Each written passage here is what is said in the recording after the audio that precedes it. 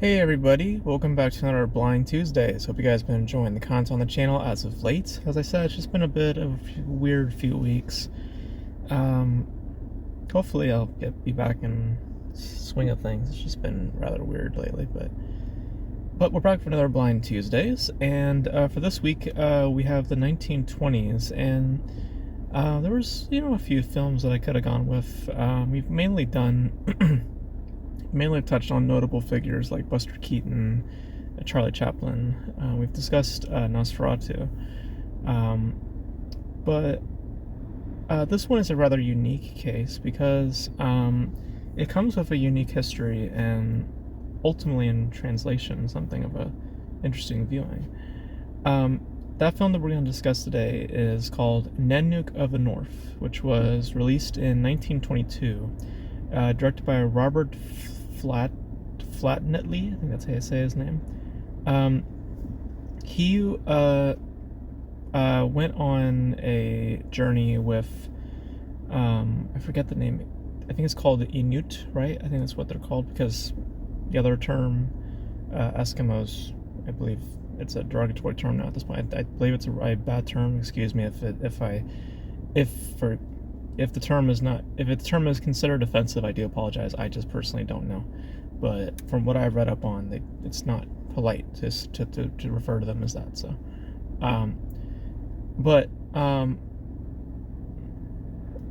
but he went on a exploration with this tribe for about a year's time, and eventually he started to, and this is all real, it's not like story-wise stuff. He went on a journey with this clan for a while, and he started to document footage of their daily livelihood, and eventually because he never had any like filmmaking experience, no real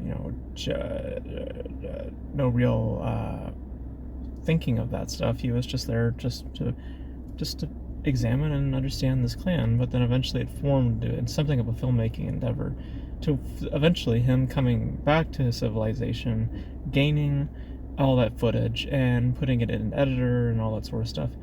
And what happened was that all that footage ended up in a fire, and it was lost, and he no longer had an edit, and he still wanted to make the film, so he decided to return to the clan, and instead of replicating what he did before, which is just documenting their livelihood, he decided to get a couple of these people involved and have them play characters, have them play just, circumstances, essentially.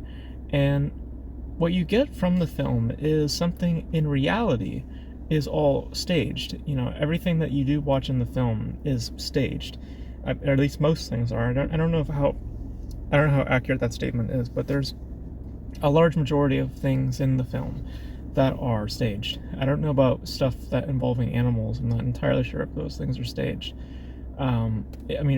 Regardless though, that is one point in the film that is can be a bit hard to stomach, especially them catching a seal, and then the treatment of dogs in the film I thought was very very questionable at best. But what you get from Nanook of the North is something very unique, because how they marketed the film, and by perception still to this very day, at least from the outside looking in, it's viewed as a documentary, and it's not a documentary. A documentary is about insight. It's about just basically observing a circumstance, like observing a natural environment.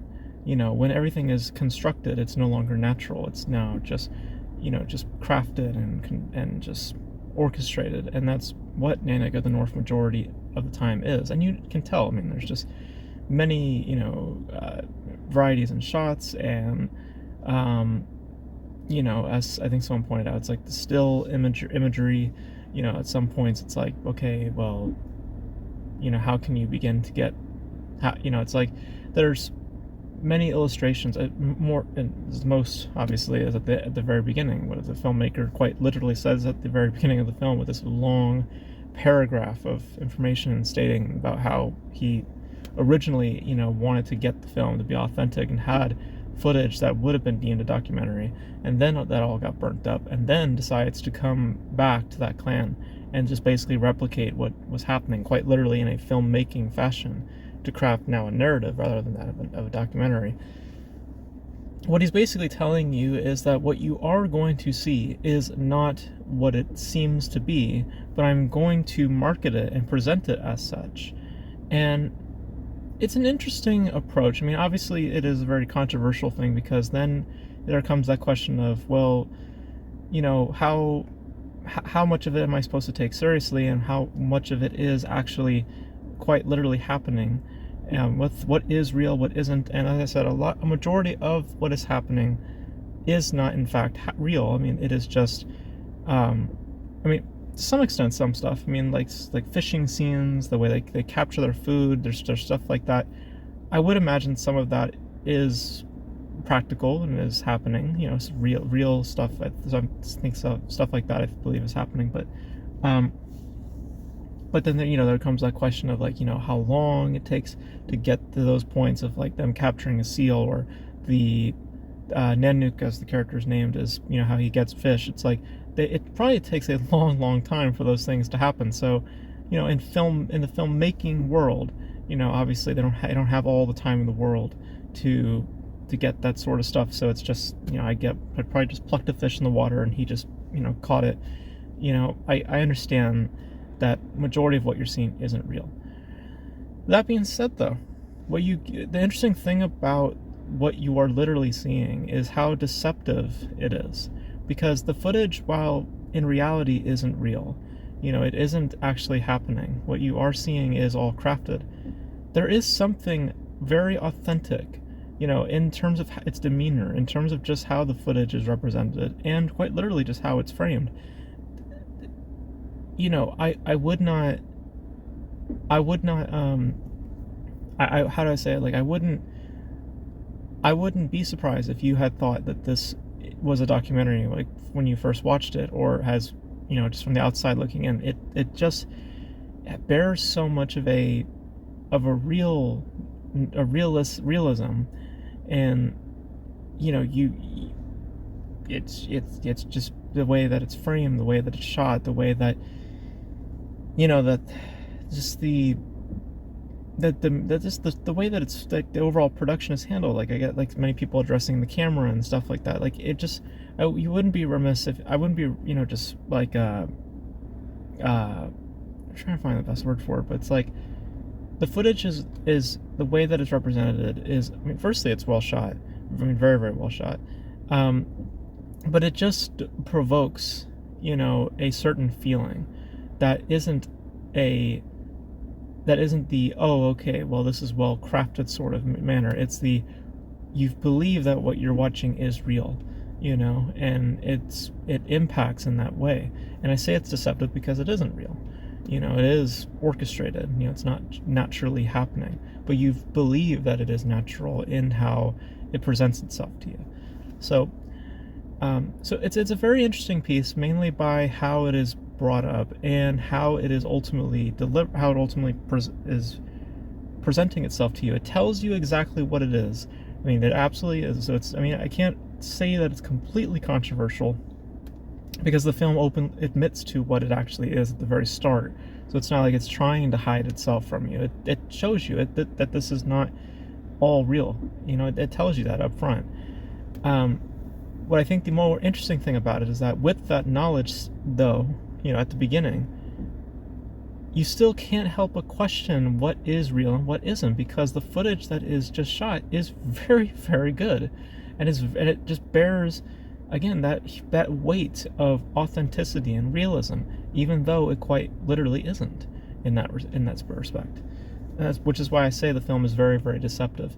But in that phrase, I can't tell you whether or not I enjoy what I watch. I would say I lean more towards I lean more towards that I did like it, because and funny enough, I've actually watched this film previously for a college class. I think it was for a documentaryist.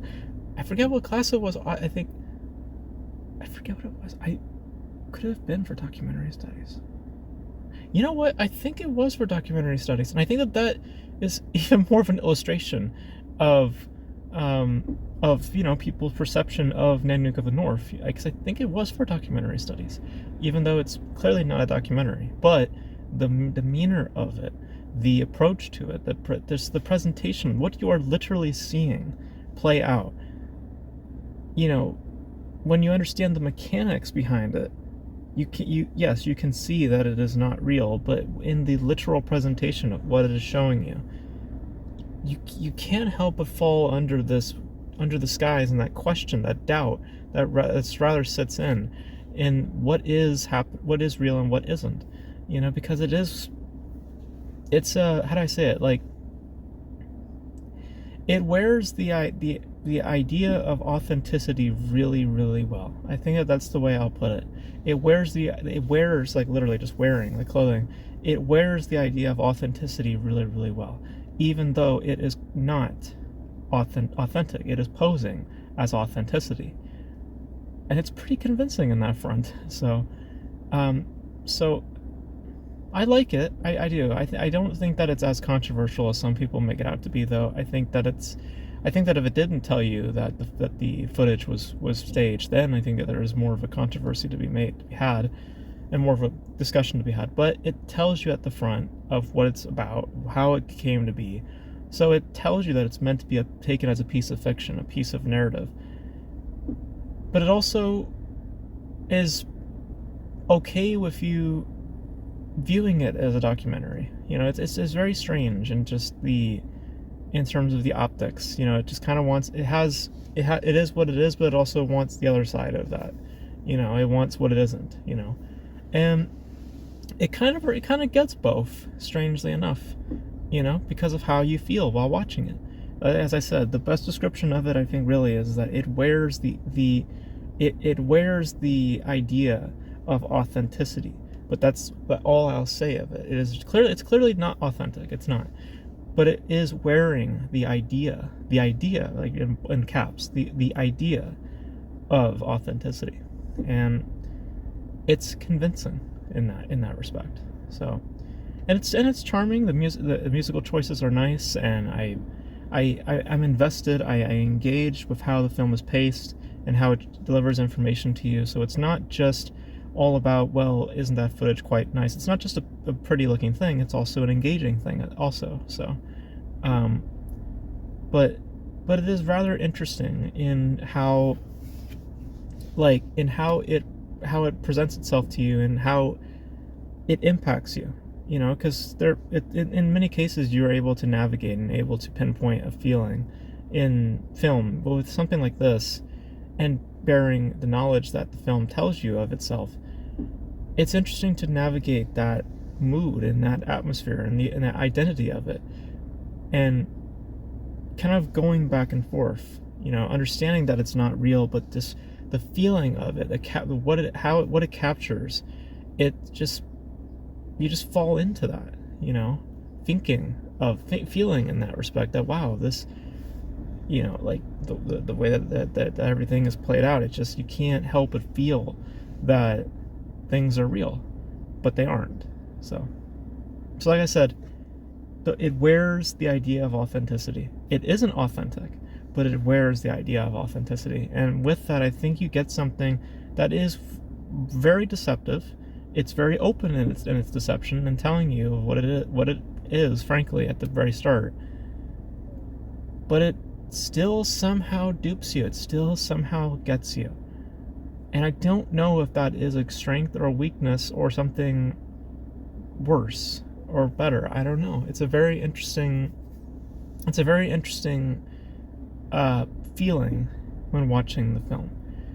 It's an interesting viewing experience in how you're navigating emotionally, and how you're navigating an overall just perspective and feeling of Nanook of the North. And in my view, I think it's an interesting watch, but it's hard for me to say I really enjoyed it, because of what it's trying to, what it's ultimately, like, like I said, that deceptive sort of manner. It's like, I don't know if that enriched the film or if it took away from the film. It's interesting. It's interesting. So it's kind of a mixed bag, honestly, for me.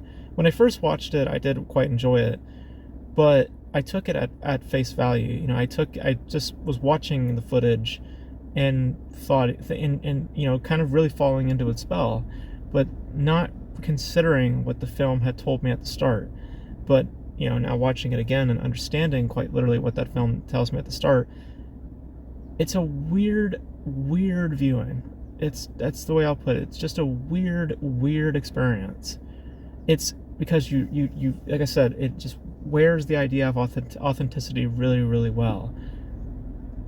And when you come out of that trance, ultimately, like kind of that trance, you know, in the viewing of it, you kind of question what it is that you've experienced, and if what you experienced was good, or, you know, the latter.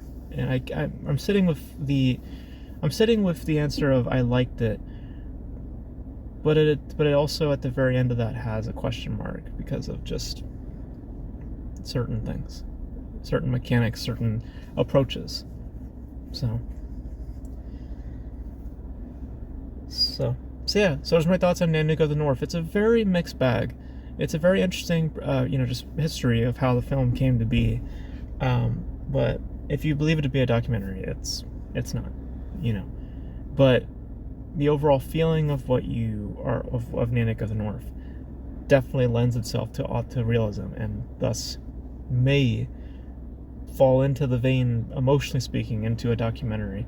It has that documentarian like approach and style, but it's all an act. It's when you understand that everything was basically staged. But yeah, it's a very interesting piece to discuss, and I'm curious about your guys' thoughts on Nanook of the North if you guys have seen it. Like I said, I watched it for college, but I forget for what class. I want to say like documentary studies, and if it was, again, kind of an interesting question of what Nanook of the North is supposed to be. I mean, frankly, as a piece of narrative fiction, because I think that also just the Klan, of how they represent the Klan, was not accurate to the actual time.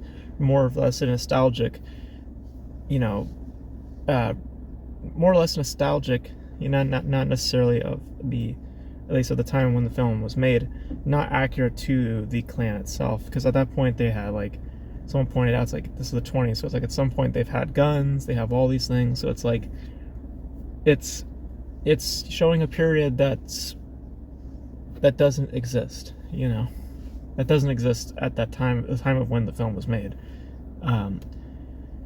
So, but you can't help but fall under the spell, the illusion of that things are real, you know, because of just in how it's framed and how it's presented to you. You can't help but feel that way. And I think that's a mark of, just talking about the filmmaking, great filmmaking, in terms of my overall feeling of that film. It's kind of left up in the air for me a little bit. I lean more in the positives, but it's definitely a discussion, and I'm curious about your guys' thoughts on it. If you guys have seen it, and of course, this being Blind Tuesdays, where I'm going to be spinning the wheel on my own time, so whatever I land on, it will be right here, and that's going to be for next week's Blind Tuesdays. So there you guys have it, and thank you guys for tuning in for this review. It's kind of a long review. Like I said, it's just a very interesting film to discuss, and very interesting in terms of just, you know, finding the words for it, you know, because it's just, you know, it's very interesting in how it is and how it's made and how you feel watching it. But you guys, what are your thoughts on Nanook of the North? If you guys have seen it, in the comment section below. And yeah, that's gonna be it for this video, guys. Thank you guys for tuning in, and until then, I will catch you guys in the next video.